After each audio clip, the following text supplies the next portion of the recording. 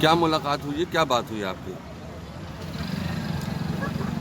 मेरे साथ लगभग 5 साल 6 महीने से लगभग ज़्यादा हो गए हैं और इन 5 सालों में आज पहली बार मैंने शबनम से पूछा कि तुम्हें एक जो सज़ा मिली है उसकी फांसी होने वाली है, ऐसा मैंने अखबारों में पढ़ा है, टीवी पे देखा है। तो ये तुमने जो गुनाह किया है क्या ये सचमुच तुमने ही किया है या किसने किया है? तो शबनम ने कहा मैंने ऐसा कोई गुनाह ही नहीं किया है, यहाँ मुझे फंसाया गया है। और कोर्ट में भी वो पहले भी सीबीआई जांच की मांग करती रही है, लेकिन शायद उसकी बात सुनी ही नहीं गई। या तो इतनी बड़ी न्याय व्यवस्था पे सवाल उठना ये बहुत बड़ी बात है अपने आप में। अब क्या सच है क्या नहीं है, अब शबनम को या तो बात करने की मीडिया से इजाज़त दी जाए कि शबनम बाहर आए और मीडिया के सवाल जवाब भी दें, और या फिर इसकी जांच होनी चाहिए ठीक से, सही सिरे से। उस्मान भाई, अब उसके ऊपर फांसी की सज़ा तय हो गई है और लगभग उसको याचिका भी खारिज हो गई है।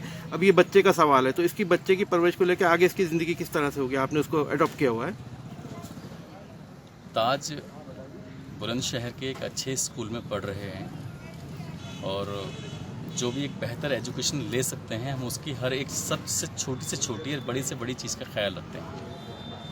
लेकिन अब उसके ऊपर जो आन के टैग लगा है मीडिया के सामने और पब्लिक के सामने आन के कि वो शबनम का बच्चा है जो कि खामोशी था, इसके ऊपर क्या इफेक्ट पड़ेगा और आप क्या इसकी रिमूव करेंगे? क्योंकि टैग लगा है। लोगों को सोचना चाहिए, मीडिया बंधुओं को, कि जब वीडियो बनाते हैं तो कम से कम चेहरे को ब्लर कर देना चाहिए। वो बच्चा है, जब स्कूल में जाएगा तो पड़ोसी क्लास में बैठा हुआ बच्चा उससे पूछेगा कि तुम क्या उसके बेटे हो, तो ये मीडिया की तो जिम्मेदारी बनती है। या जहाँ वो रहता है उसके पड़ोस के लोग, इन 5 सालों में आज तक किसी को नहीं पता चला कि है कौन, और इन 3 दिनों में सबको पता चल गया कि है कौन।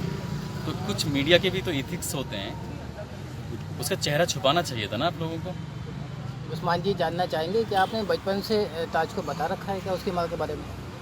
ताज 6 साल 7 महीने और 21 दिन जेल में ही रहा है। और आजकल की जनरेशन आप पहले जैसी नहीं है। छोटे बच्चे होते हैं वो मोबाइल से खेलते हैं, सब कुछ पता होता है उन्हें। इस पूरे प्रकरण में जो आप बात कर रहे हैं मीडिया के लिए, तो क्या एकमात्र मीडिया ही जिम्मेदार है क्या इसकी? मैंने ये कहा है मीडिया सिर्फ चेहरा दिखाने के लिए जिम्मेदार है, मैंने बाकी चीज़ के लिए नहीं कहा है। मीडिया को उसको चेहरा छुपा के रखना चाहिए था, ब्लर करके रखना चाहिए था। उसके मानसिक स्थिति पर क्या असर पड़ेगा शायद इसका आप लोगों को अंदाज़ा नहीं है। अभी भी मास्क लगा के रखा हुआ था इसलिए ताकि आप लोग चेहरा ना देख पाएँ। अच्छा, ये बताइए, जो अभी आपने शबनम से बात करी है और उसमें उन्होंने ये कहा है कि मैं पहली बार इससे हाथ मिले हैं और उन्होंने ये कहा है कि मैंने ऐसा नहीं फंसाने की कोशिश की। इतने सालों से इन्होंने इस बात को की नहीं पड़ी कि मुझे फंसाने की कोशिश। जब मैं शबनम से फर्स्ट टाइम मिला था तब मैंने यही सवाल उनसे पहली बार किया था कि आपने अपने घर वालों को क्यों मारा।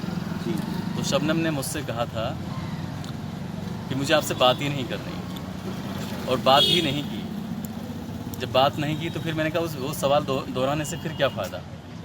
और आज जब लग रहा है कि उनकी फांसी बहुत नज़दीक है तो ये सवाल फिर भी वहीं का वहीं खड़ा हुआ है। पूछना लाजमी है कि क्या तुमने ये गुनाह किया है कि नहीं किया है। अगर किया है तो कम से कम गिल्टी फील तो कर ही सकते हैं। अगर कोई इंसान गिल्टी फील कर रहा है तो उसे फिर बचाने की भी कोशिश कर सकते हैं।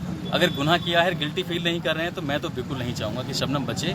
मैं चाहूँगा कि अगर शबनम ने ये गुनाह किया है तो उससे हर हाल में फांसी होनी चाहिए। आपको क्या लगता है कि ये रुख को पलटना चाहती है या अपना बचाव करना चाहती है? मैं तो खुद कहता हूँ ना कि आप लोग मीडिया वाले हैं, बड़ी ताकतवर होती है मीडिया। आप गवर्नमेंट के थ्रू, आप जेल प्रशासन के थ्रू कहिए ना इनसे कि शबनम को सामने लाए, एक बार कम से कम बातचीत हो जाए आपके आमने सामने। ठीक है, थैंक यू। ठीक है।